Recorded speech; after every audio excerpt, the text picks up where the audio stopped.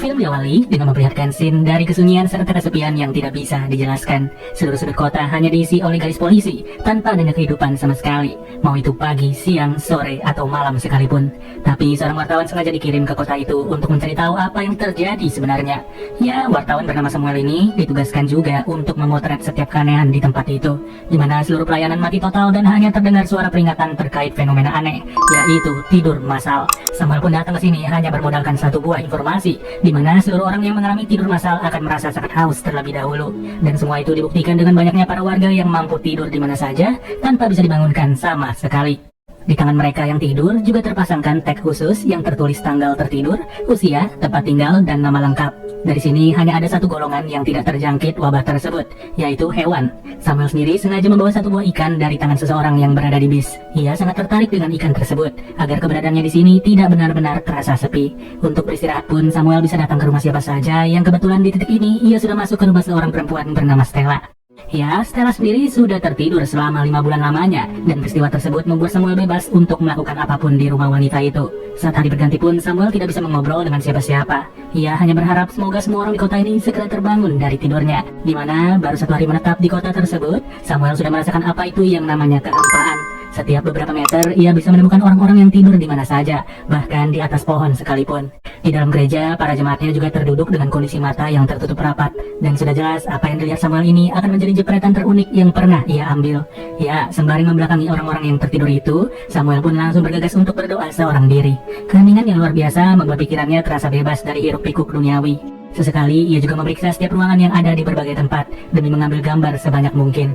Ya, kalau dipikir-pikir sih antara enak dan gak enak ya.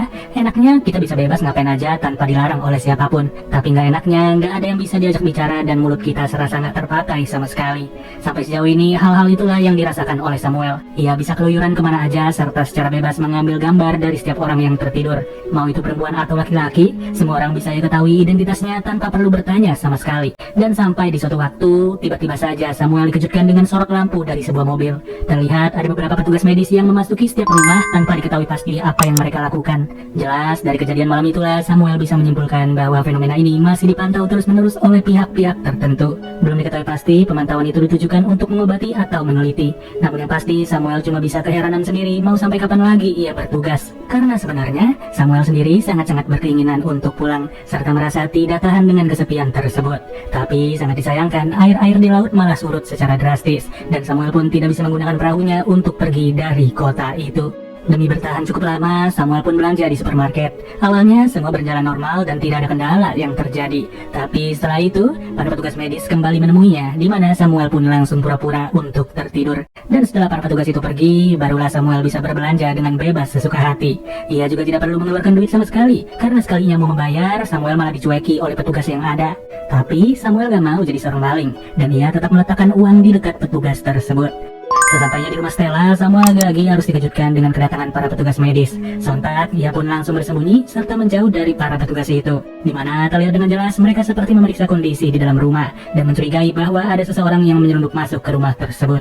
Seusai para petugas pulang, barulah Samuel keluar dari persembunyiannya. Ia sadar bahwa Stella baru habis diperiksa tanpa tujuan yang jelas sama sekali. Setelahnya, Samuel sengaja mengambil mobil milik seseorang untuk mencari udara segar. Ia pergi ke pinggiran kota demi memikirkan bagaimana caranya agar ia bisa segera pulang. Karena saat diperiksa pun, kondisi air laut masih surut total tanpa adanya air sama sekali. Sampai tiba di suatu momen, terhitung Samuel sudah berada di kota ini selama 27 hari. Ia cuma bisa berinteraksi dengan ikan peliharaannya yang masih bertahan sampai detik ini.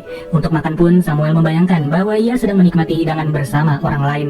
Saat di hari ke-43, Samuel terus menjalani rutinitasnya seperti biasa. Ia kembali berharap agar Stella segera sadar serta bisa melihat segala perubahan yang Samuel perbuat di dalam rumahnya. Tapi lama-kelamaan, Samuel tidak lagi memiliki persediaan yang cukup dan ia harus memulung di berbagai tempat, di mana rasa haus sudah tidak tertahankan lagi dan setetes air pun sangat-sangat berharga bagi Samuel.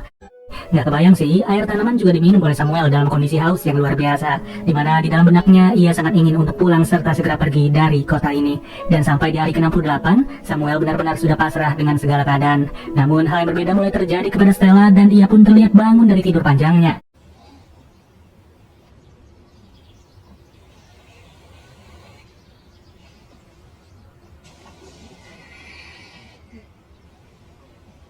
Herannya lagi, segala keresahan yang dialami oleh Samuel terkait krisis air tidaklah dirasakan oleh Stella. Stella benar-benar merasa bahwa ia baru tidur 8 jam seperti biasa. Tapi untuk kali ini, ia langsung dikejutkan dengan keberadaan seorang pria yang sedang tertidur pulas di dalam rumahnya. Ya, pria yang tidak ia kenal itu adalah Samuel. Jelas saja, Stella pun bingung atas apa yang sudah dilakukan oleh Samuel di dalam rumahnya. Ia hanya bisa bertanya-tanya apa yang terjadi sampai orang asing bisa tidur seenak jidat.